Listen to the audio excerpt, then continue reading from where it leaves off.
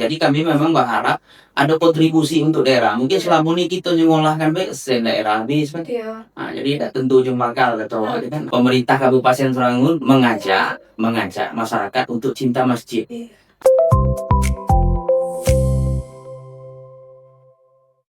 Assalamualaikum warahmatullahi wabarakatuh. Kembali lagi bersama saya di ruang podcast informasi Diskominfo Kabupaten Sarolangun. Saat ini kita kedatangan narasumber sangat penting nih, langsung dari Kabar Kesejahteraan Rakyat.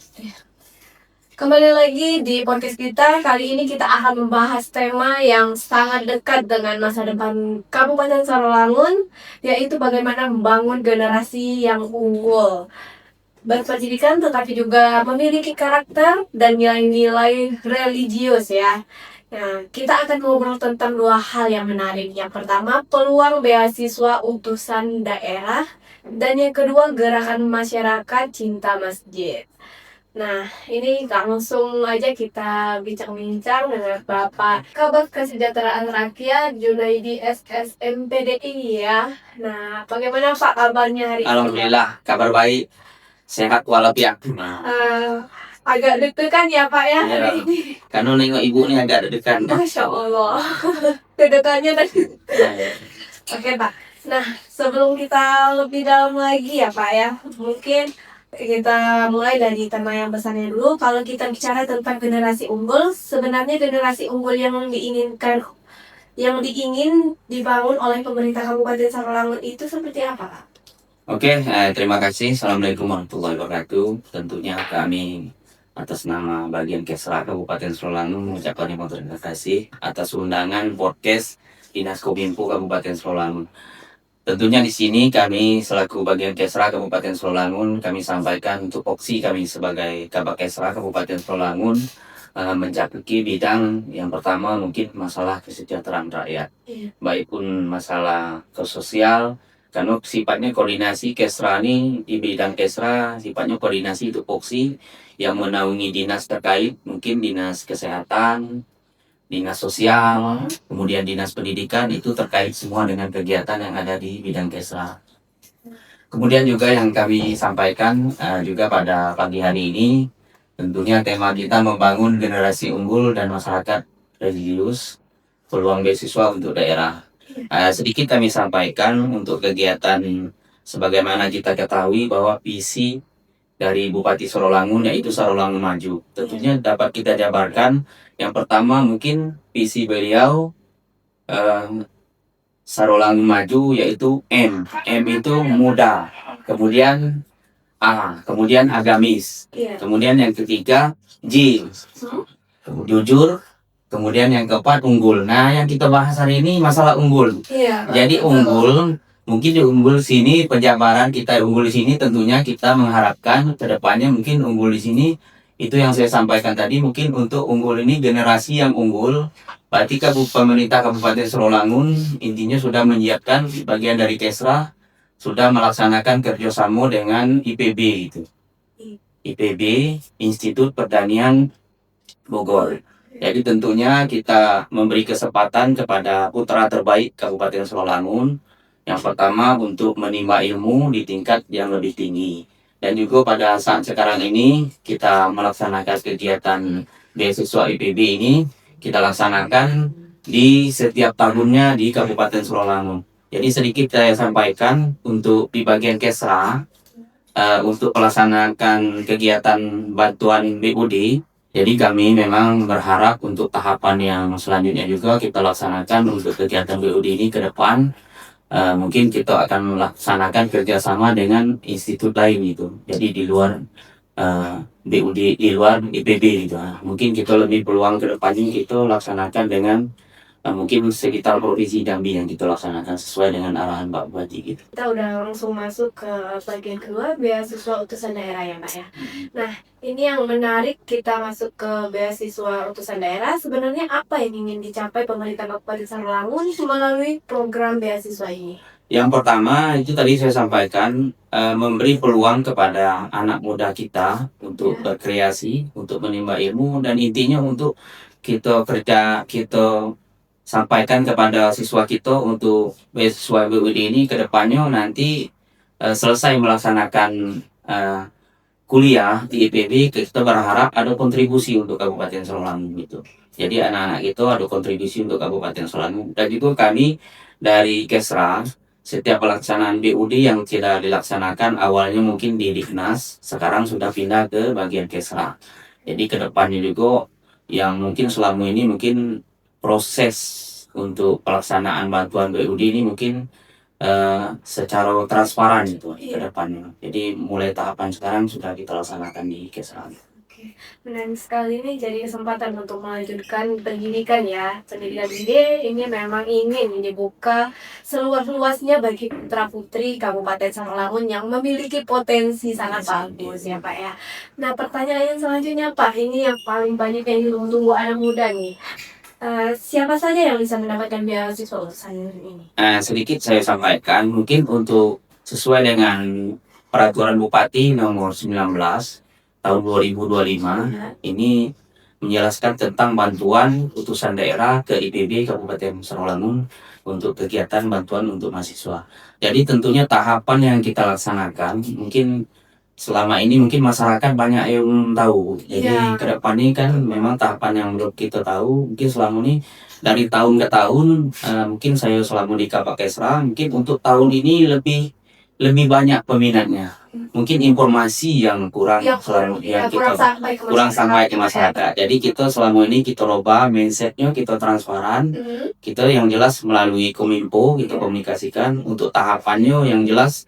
Dari IPB melaksanakan tahapan panitia seleksi dari IPB dan kita selaku bagian Kesra menyeleksi mungkin berkas dari anak-anak yang kita seleksi. Kemudian habis berkas kita seleksi, kita laksanakan verifikasi gitu.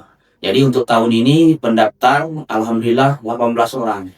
Untuk saat ini ya Pak? Yang tahun yang iya. Itu Pak yang 2026, sekarang 2026 kan? Iya. Berarti untuk pendaftaran di tahun 2026, sekarang sudah berjalan kan? Tinggal proses. Itu bagian dari sekolah mana aja nih Pak yang udah terdaftar? Yang sekarang ini kan yang kita proses dari 18 orang itu ada tahapannya. Yang pertama prosesnya mungkin untuk pemberkasan sesuai dengan arahan dari IPB. Bagi beliau langsung peserta langsung pendaftar ke website dari Kominfo masalah BUD ini kan didaftar langsung, kemudian anak itu daftar, kemudian hasil daftar ini kita seleksi dan juga kita bentuk tim gitu, tim sel. Kalau untuk anak-anak kita boleh ngambil dari SMK, SMA semua tidak. Langsung tingkat ke sekolahan ya Pak? Ya, jadi sebelum BUD ini sosialisasinya, BUD menyampaikan jadwal pendaftaran. Kemudian kita bagian Kesra menindaklanjuti surat dari IPB itu kita sosialisasikan dulu gitu ke sekolah-sekolah yang ada di Kabupaten Sarawangun. Habis kita sosialisasi baru berkasnya kita kirimkan website untuk pendaftaran kerjasama dengan Kominfo itu. Itu yang kategori anak yang tidak mampu atau gimana Pak yang? Nah kalau untuk prosesnya memang sesuai dengan Peraturan Bupati yang nomor 19 itu kita kategorikan anak yang prestasi tidak mampu gitu. Yang berprestasi tapi tidak mampu gitu. Kalau dia mampu tapi dia punya prestasi itu gimana Pak? Kalau dia mampu, tidak kita masukkan juga. Tidak dimasukin ya? Karena kan kita prioritaskan kalau bisa prestasi tidak mampu. Gitu. Karena kan memang kita dibebankan untuk BUD ini kalau memang bisa masyarakatnya memang yang kurang mampu. Kalau yang mampu tidak usah kita tanyakan lagi kan. Nah, jadi memang peruntukannya jelas dan juga kita seleksinya juga jelas, kita laksanakan tahapan demi tahapan gitu. Yang sejauh ini Pak yang sudah berjalan proses kuliah, udah ada yang selesai. Kalau untuk sejauh ini setahu saya selama di Kabak Kesra itu untuk proses sebagian sudah selesai. Karena kan di kontrak kita dengan IPB itu kita bantu beasiswa ini sebanyak 9 semester, 8 semester kita bantu. Sampai selesai. Iya. Ketika kalau saat mahasiswa tersebut tidak melewati dari 9 semester itu gimana Pak? Kalau melewat dari 9 semester itu dari hak pribadi gitu. Maksudnya untuk melanjutkan. Tapi Tapi untuk tahap awal nih, proses yang kita laksanakan, saya ceritakan sedikit. Jadi proses tahap awal kita laksanakan beasiswa PUD ini, Kabupaten Srawangun. Pertama proses awal kita laksanakan seleksi, habis seleksi tadi ada rapat tim. Jadi setelah kita seleksi, awalnya kita turun ke rumah masing-masing gitu. Jadi untuk pendaftaran, misal pendaftaran 18 orang. 18 orang berkado sudah oke semua. Lagi tim dari Kesra turun ke rumah yang 18 orang itu. Jadi turun ke rumah, cek rumah masing-masing, kualifikasi rumah, baik pun surat keterangan yang tidak mampu yang kita lampirkan untuk syarat-syarat yang kita ajukan sesuai dengan pergub yang kita laksanakan. Habis itu lagi setelah 18 orang kita lakukan rapat tim dengan Pak Sekda. Pak Sekda ketua tim. Jadi disitulah kita memilahkan, melihat anak itu prestasi dan itu syarat yang diajukan sesuai kemampuan beliau. Gitu.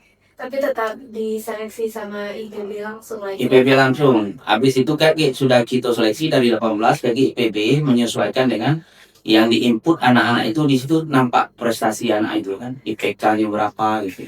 Tahun yang belakang ada nggak Pak? Misalkan yang di Kabupaten Srawangun yang didapat udah selesai proses sesuai kategori yang diikutin, saat diseleksi IPB itu gagal, ada nggak? Kalau tahun kemarin saya menurut informasi, mungkin saya tahun kemarin kan belum di Kesra. Jadi awalnya memang tahun kemarin kita Kabupaten Srawangun untuk dianggarkan 5 orang gitu. Jadi ternyata kan setiap tahun kita anggarkan 5 orang. Ternyata yang kita anggarkan 5 tahun setiap orang, yang lolos cuma 4 orang gitu. Ada ya Pak ya? Ada, jadi 4 orang yang tahun kemarin, nah, ada 4 orang, cuma satunya sakit gitu kan, jadi gagal. Karena di setiap MOU yang kita laksanakan itu siswa yang baru lulus di IPB itu diwajibkan masuk asrama gitu. Untuk tahap awal nih siswa itu masuk asrama IPB. Selama berapa? Selama satu semester, 1 tahun. Semester ya.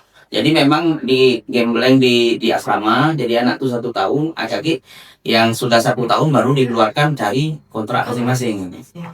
Jadi terkait mungkin pembiayaan ini kan tuh. Itu berarti pembiayaan dari kita juga atau gimana Pak? Nah, kalau untuk terkait pembiayaan, jadi pemerintah Kabupaten Srawangun itu setiap tahun memberi peluang kepada anak terbaik Kabupaten Srawangun IPB itu. Yang pertama untuk tahapan pertama yang kita laksanakan untuk pembiayaan untuk beasiswa IPB itu, untuk uang bangunan itu 50 juta loh. Uang pembangunan Satu orang anak. Satu orang anak. Iya. 1 orang anak untuk uang masuk pembangunan. Selama 9 semester. Iya, selama 9 semester. Kemudian juga untuk uang UKT di setahun kita peluang gitu kita bayar 30 juta. Karena 1 semester ini 15 juta gitu kan. Jadi setahun kan 2 semester ada kita bayar 30. Jadi ada satu lagi, ada uang, kalau bahasanya itu uang kosan lah gitu, dibantu dari pemerintah gitu kan. Oh, ada juga dibantu. Iya, cuman tidak ada banyak, 2 juta. Iya. Tapi untuk tahap pertama ini memang kita alokasi anak kita di asrama kan. Lagi baru kita keluar lagi baru dia menyarikan kontrakan masing-masing. Memang digembleng untuk tahapan yang berikutnya. Nah, itu sangat transparan ya. Jangan kira kalau ini proses beasiswa nggak ada transparannya. Iya. Baik Pak, ini selanjutnya apakah lebih menitik beratkan pada nilai akademik, prestasi, atau kondisi ekonomi Pak? Ada beberapa aspek yang menjadi pertimbangan. Yang pertama mungkin kita untuk seleksi ini kan, itu kan kita sampaikan tadi ke sekolah-sekolah, kita sosialisasi. Itu kaki dari sekolah, mungkin ada bagian dari sekolah itu menyampaikan siswa untuk diajukan di BUD ini. Mungkin melihat mungkin dari prestasi yang ada di sekolah itu. Jadi di dalam itu kan kita bunyikan prestasi minimal angka IPK untuk di sekolahan itu terdaftar gitu kan. Nah, jadi kita ada standar yang kita sampaikan kepada masyarakat juga, kepada peserta yang akan mengikuti BUD. Kemudian proses yang kita laksanakan memang selama ini kan proses kita laksanakan tidak turun langsung ke masyarakatnya. Iya Pak. Intinya kan mungkin tahu-tahu pengumuman lah keluar. Nah, jadi kedepannya mungkin ada regulasi lah untuk keterbukaan. Kalau sekarang ini kan proses mulai dari awal surat edaran dari IPB dikeluarkan, sudah itu kita proses untuk pendaftaran dengan Kominfo, kemudian hasil dari seleksi itu kita umumkan secara transparan, kemudian hasil akhir penerima yang bakal menerima BUD 5 orang. Nah, sekarang ini proses ini kan sudah kita laksanakan. Dan alhamdulillah untuk 2026 ini kita sudah antarkan anak kita ke IPB gitu. Kemarin sudah kita antarkan ke IPB 5 orang yang lulus tuh kita antarkan ke IPB. Kita langsung dengan keluarga masing-masing kita antar. Jadi kita memfasilitasi anak-anak itu masuk di IPB. Jadi kami dari pihak Kesra itu memfasilitasi kegiatan anak masuk IPB. Kemudian untuk tahapan berikutnya, mungkin dalam waktu dekat ini mungkin ada PKS, perjanjian kerjasama antara pemerintah kabupaten dengan IPB gitu. Jadi perjanjian kerjasama kita laksanakan setiap tahun gitu dengan Pak Bupati. Setiap tahun berarti? Iya, setiap tahun. Nah, karena perjanjian kerjasama itulah dasar kita membayar uang semester sama uang bangunan tadi.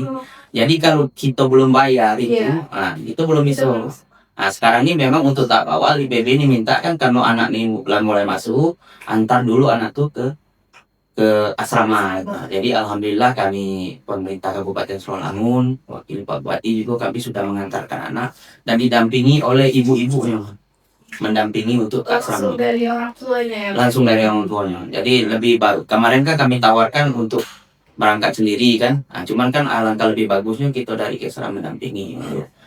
Sekarang ini untuk proses tinggal PKS MOU lah gitu kan. Jadi dasar MOU ini baru kita laksanakan pembayaran untuk biasa untuk pembangunan semua uang masuk dan S2 yang ada itu. Saya punya pertanyaan ya Pak, menurut saya sangat penting ya Pak ya, ketika seorang anak mendapatkan beasiswa dari pemerintah daerah, tentu pemerintah tidak hanya berharap dia lulus kuliah, ada harapan yang lebih besar untuk daerah ya Pak.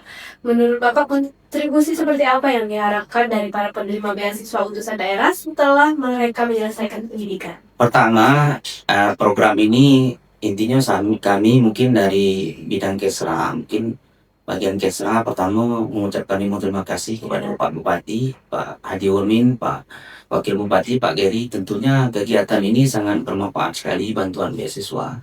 Cuman kami memang berharap ke depannya dengan adanya bantuan ini, intinya mahasiswa yang kita galakkan, kita bantu untuk beasiswa ke depannya ada kontribusi untuk daerah.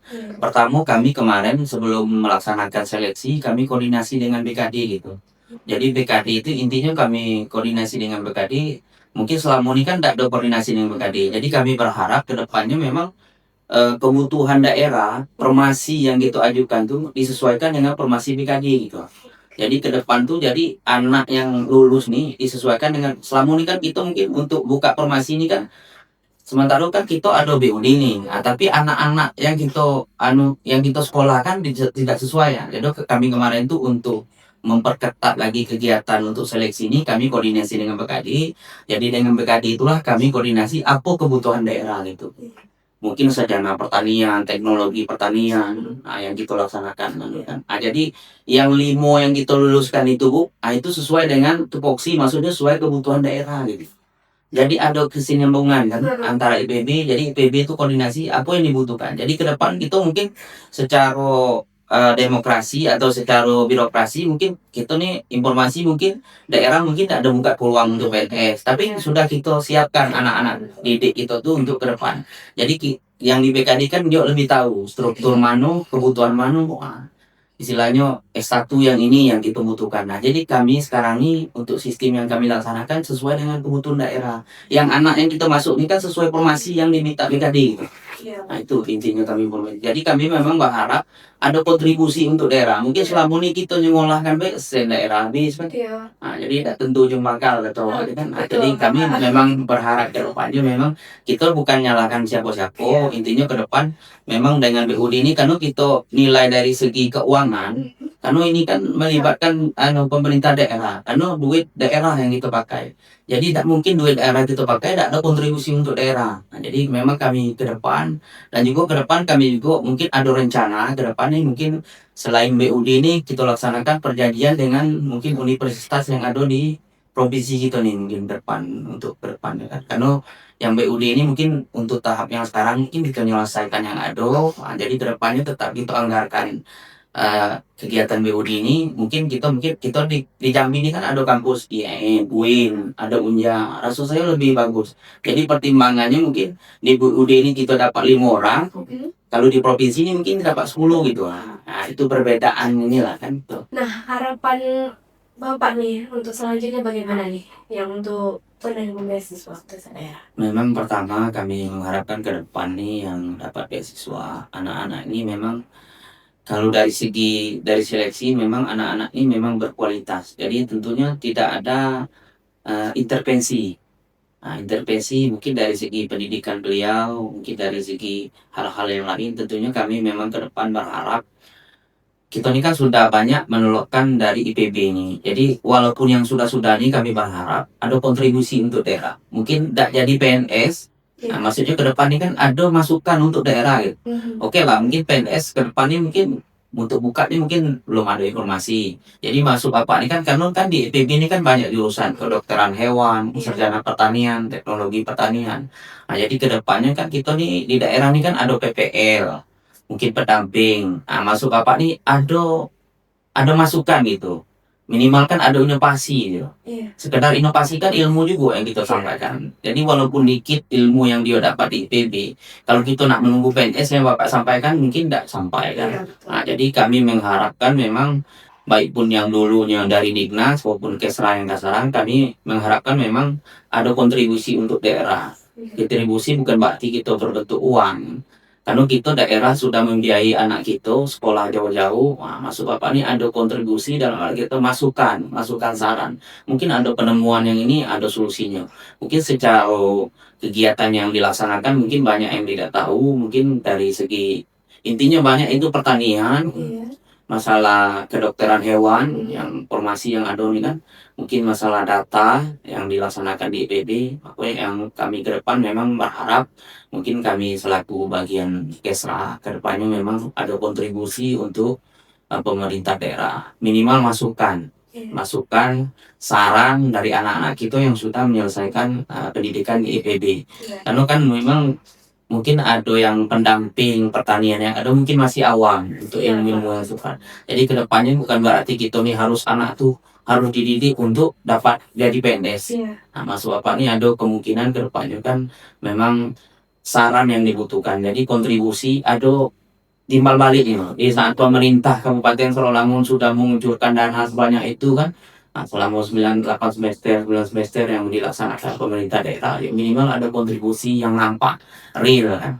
Jadi kita tidak sia-sia menyekolahkan anak itu dari uang rakyat ya kembali kepada rakyat. Nah, mungkin kedepannya memang dengan visi misi Bupati Kabupaten Sarawangun ini menuju Sarawangun maju unggul ini, kedepannya memang kita berharap apa yang kita laksanakan mungkin ilmu yang disampaikan anak ini itu kan bisa bagian dari walaupun tidak PNS menjadi amal ibadah. Jadi walaupun sedikit kita sampaikan ayat pun walaupun sedikit itu bagian dari. Jadi ilmu itu disampaikan terus jadi mengalir. Jadi sedekah jariah, amal jariah yang kita laksanakan. Nah, jadi ke depan itu mungkin itu harapan kami ke depan ini. Oke, lanjut Pak. Sekarang kita udah masuk ke bagian yang tidak kalah penting nih ya Pak ya. Kita bisa punya anak muda yang pintar, berprestasi, bahkan berpendidikan ya. Tetapi kalau tidak punya karakter dan nilai moral, tentu ada yang kurang nih. Jadi Pak sebenarnya karena kita udah masuk ke program gerakan masyarakat masjid, cinta masjid, Pak sebenarnya apa nih yang menjadi latar belakang lahirnya gerakan ini? Jadi sedikit kami sampaikan sesuai dengan program Pak Bupati Sarawangun kan visi beliau itu kan tentunya ada yang agamis di situ kan. Dari penjabaran Sarawangun maju itu ada agamis. Jadi agamis di sini sesuai dengan arahan beliau dan kesepakatan beliau kemarin sudah mencetuskan gerakan Gemas Tajib. Jadi Gemas Tajib itu bagian dari Subling itu. Jadi program itu Gemas Tajib program itu yang dilaksanakan oleh Pak Bupati itu Gemas Tajib. Jadi sesuai dengan sudah dilaksanakan kemarin visi misi Gemas Tajib itu yang insya Allah itu berdasarkan formulasi nomor yang di-launching pada tanggal 3 Maret 2025 oleh Pak Bupati Sarawangun. Jadi yang pertama mungkin dari Gemas Tajib itu timbullah Subling. Jadi Gemas Tajib itu intinya gerakan masyarakat cinta masjid. Jadi mungkin kita himbau sebagaimana surat edaran yang kita laksanakan di kecamatan, baik pun di kelurahan. Jadi kita bagian Kesra menghimbau masyarakat, baik pun anak muda, gemas tajib itu mencintai masjid itu bukan berarti kita sholat baik. Jadi anak muda itu digambleng, mungkin ada pengajian dari maghrib ke isya. Nah, jadi ada istilahnya waktu luang itu manfaat bagi anak. Jadi kita menghindari dari hal-hal yang tidak kita inginkan. Kemudian juga kita selama ini kan banyak berlomba-lomba bangun masjid, tapi isinya tidak ada gitu. Inti kosong. Jadi intinya pemerintah Kabupaten Serangun mengajak masyarakat untuk cinta masjid. Nah, kalau tidak kita yang cinta masjid, untuk apa dibangun masjid kan? Nah, jadi di samping itu juga dengan kegiatan yang lain ya itu subling kan, subling. Karena kan kita tahu di Kabupaten Serolangun ini kalau untuk keagamaan kita nih mungkin di tingkat provinsi atau kabupaten lain gitu, alhamdulillah Serolangun ini kalau untuk masjidnya berlomba-lomba bangun masjid yang besar kan. Nah, jadi memang kegiatan yang dicanangkan Pak Bupati tadi Gemas Tajib ini kan, memang berharap jadi intinya ada regulasi dan juga pemuda yang gitu yang sampaikan yang unggul tadi kita sampaikan. Jadi tidak terhindar dari hal-hal karena diisi dengan pengajian yang kita laksanakan ke depannya gitu. Jadi positif semua ya Pak ya, Iya. anak mudanya berpikiran. Bagaimana Pak cara mengajak generasi muda supaya mereka merasa bahwa masjid juga merupakan bagian dari kehidupan mereka? Nah, pertama mungkin kita laksanakan, kita ini kan ada mungkin kegiatan gitu nih kan ada subling yang kita laksanakan. Subling itu bagian dari kegiatan Gemas Tajib yang kita laksanakan. Pertama untuk merekrut generasi muda, memang kemarin tuh kita tahun-tahun yang sudah kita ada perlombaan gitu yang kita adakan kan mungkin tahun-tahun yang sebelumnya yang kita laksanakan. Jadi pertama kita anak muda itu cinta dengan masjid. Pertama yang kita lakukan mungkin anak-anak muda itu kita ajak kegiatan yang sifatnya sosial gitu kan. Karena kegiatan yang kita laksanakan bagian dari mungkin gotong royong yang kita laksanakan karena masyarakat ini para pemuda ini kita libatkan terus. Jadi bertahap sama lah dengan subling yang kita laksanakan mungkin awalnya baik pun dari pemerintah kabupaten gitu ASN maupun P3K awalnya tidak mau subling. Cuma karena lah terbiasa akhirnya menjadi kebutuhan gitu kan. Karena kita tahu kita kaitkan dengan ibadah gitu kan. Pertama mungkin yang amal ibadah yang paling ditanya setelah kita meninggal tuh paling sholat. Tidak ada juga malaikat tuh nanya berapa harta, berapa istri kawan tidak ada kan. Nah jadi memang kaitannya memang program ini sangat bagus sekali. Tinggal implementasi lagi di lapangan kan. Mungkin kedepannya mungkin ada ide-ide baru. Yang pertama untuk mengajak para tokoh muda kita ke depannya. Karena kita generasi muda ini kalau tidak kita ajak dari sekarang, mungkin ke depannya bisa jadi kita nih mungkin dari segi agama nih, kita nih kan banyak di lapangan nih kadang untuk ibadah nih nyari jadi imam, jadi bilal untuk kegiatan-kegiatan yang kita laksanakan agak susah gitu. Jadi kita memang baik pun dari pemerintah, ulama dan kita yang lain-lain ini memang mengajak masyarakat itu memang cinta masjid. Karena mungkin kalau kita sudah cinta sama masjid, insya Allah kita nak sholat tuh meninggalkan sholat tuh rasanya rugi gitu. Nah itu penjelasan dari Bapak Junaidi sangat menarik ya, karena kalau masjid dipenuhi dengan anak muda bukan orang tua aja ya Pak ya, tentunya suasananya semakin hidup ya Pak ya. Dan yang paling penting mereka tidak hanya menjadi generasi yang sangat pintar tetapi juga punya nilai akhlak yang sangat baik. Baik Pak, selanjutnya untuk sebelum closing Pak ini, sebelum kita tutup, saya ingin memberikan kesempatan kepada Bapak untuk menyampaikan pesan kepada anak-anak muda Serolangun, khususnya mereka yang mempunyai cita-cita kuliah, punya prestasi tetapi mungkin masih merasa terkendala biaya nih. Apa pesan Bapak untuk mereka? Pertama kami menyampaikan mungkin di bagian Kesra, karena program BUD ini kita laksanakan mungkin setiap tahun. Yang pertama kami memberi ruang kepada anak-anak kita Kabupaten Serolangun. Tentunya mungkin anak-anak kita yang jauh dari Kecamatan Serolangun kurang informasi itu. Jadi kedepannya mungkin kami bagian Kesra kedepannya lebih intens lagi gitu untuk kegiatan. Mungkin ada bantuan beasiswa BUD yang kita laksanakan. Insya Allah di tahun depan kita tetap mengajukan anggaran BUD. Mungkin sistemnya kita laksanakan mungkin kedepannya kerjasama kita dengan paling di Jambi, dengan UIN, dengan Unja kan. Jadi kami mengharapkan kepada anak-anak muda Kabupaten Srawangun, ini memang program Pak Haji Urmin dan Pak Geri ini kedepannya mungkin berkesinambungan. Jadi kami mengharapkan kami di bagian Kesra memang membuka peluang kedepannya nanti.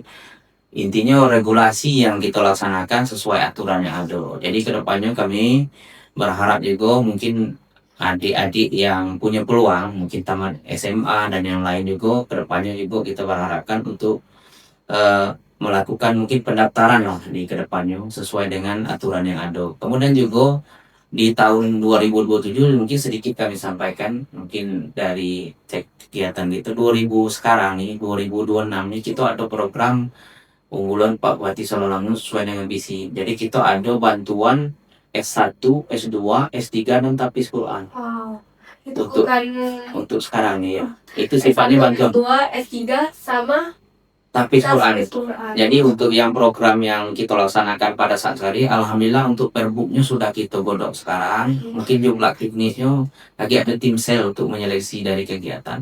Jadi kegiatan yang kita laksanakan itu bagian dari yang diharapkan oleh Bapak Bupati dan Bapak Wakil Bupati Kabupaten Srawangun. Karena program tahun ini kita laksanakan ada S1, S2 dan S3 itu sama tahfiz Quran nih. Memang kedepannya Pak Bupati itu berharap di setiap desa ada tahfiz gitu. Jadi untuk tahapan tahun ini untuk tahfiz Quran itu kita anggarkan 40 orang. Jadi 40 desa. Banyak juga ya Pak. 40 desa untuk tahapan awal, 40 desa. Jadi satu desa tahfiz yang kita anggarkan. Jadi sifatnya bantuan. Kita ngasih bantuan ke anak-anak itu melalui pondok itu. Nah, jadi kita ada kriteria yang kita laksanakan sesuai dengan juknis. Nah, berapa juz yang gitu. Nah, sekarang nih yang lagi digodok nih juknisnya gitu. Untuk perbuknya sudah kita laksanakan juknis tahapannya gitu. Baru kita buka seleksi. Seleksinya tetap melalui Kominfo kita laksanakan. Jadi anak-anak itu tetap melalui Kominfo, itu tes. Kemudian S1 dan S2 dan S3 gitu. S3 ini ada 2 orang tahun nih. Tahun ini S3 ya Pak? Iya, 2 orang. 2 orang. Jurusan apa itu Pak? Kalau S3 sifatnya umum gitu kan. Umum ya? Iya, jadi kalau yang S1, S2, S3 ada 2 program. Ada prestasi tidak mampu dengan tidak mampu gitu. Kalau itu S3 untuk umum. Umum. Iya. Nah, paling mungkin tim sel ya. Makanya kami dari Kesra pertama kita bentuk perbuknya, Iya. kemudian tim sel, rapat tim sel, regulasi apa yang dimasukkan di syarat untuk penerima anak-anak beasiswa itu gitu. Sangat luar biasa ya Pak ya. Iya. Jadi anak muda di Kabupaten Srawangun harus semangat nih lagi. Tentunya Biar memang kami memang harus semangat. Tentunya kan itu kan yang program yang kita laksanakan tahun ini kan mahasiswa yang masih berjalan kuliah dan baru mulai kuliah. Iya, Gitu. Peruntukan. Oke Pak, masih ada yang mau disampaikan Pak untuk masyarakat Kabupaten Srawangun agar bisa lebih menerima informasi yang sangat valid untuk menerima beasiswa ini. Oke, untuk masyarakat Kabupaten Srawangun tentunya kami dari bagian Kesra Kabupaten Srawangun tentunya berharap dengan kegiatan atau visi misi Pak Bupati Kabupaten Srawangun, kami berharap mohon dukungannya itu terkait mungkin dengan beasiswa, mungkin dengan kegiatan Gemas Tajib yang dilaksanakan Pak Bupati. Intinya Pak Bupati dan Pak Wakil Bupati Kabupaten Srawangun pengennya Kabupaten Srawangun ini menjadi kabupaten yang baldatun thayyibatun warukun gofur. Tentunya mungkin mudahnya, walaupun mudah istilahnya dari segi akhlak, pemuda dan pemudinya juga masyarakatnya cinta lagi masjid. Mungkin yang selama ini mungkin kurang ke masjid. Nah, kedepannya dengan ada program ini yang dilaunching oleh Pak Bupati dan Pak Wakil Bupati, kedepannya masyarakat Srawangun ini menjadi masyarakat yang baldatun thayyibatun warukun gofur dan bermanfaat untuk Kabupaten Srawangun kedepannya. Dan program ini juga kami berharap kedepannya selalu berkesinambungan. Mungkin untuk tahapan-tahapannya mungkin ya, kita selaku manusia biasa mungkin kekurangan, kelebihan itu lah sudah biasa kan. Karena di birokrasi seperti itu. Oke, penjelasan kita hari ini sangat luar biasa ya. Nah, jadi Sobat Ruang Informasi dari obrolan kita hari ini mengambil sebuah kesimpulan bahwa membangun daerah tidak cukup hanya dengan pembangunan fisik, kita juga membangun manusianya, memberikan kesempatan pendidikan kepada generasi muda melalui beasiswa putusan daerah. Baik, karena kita ingin sama-sama memiliki generasi yang bukan hanya cerdas, tetapi juga berkarakter, akhlak, produktif, dan mampu memberikan kontribusi untuk daerah. Terima kasih kepada Bapak Siap. Junaidi sudah memberi ruang waktu untuk memberikan informasi-informasi tentang utasan beasiswa daerah.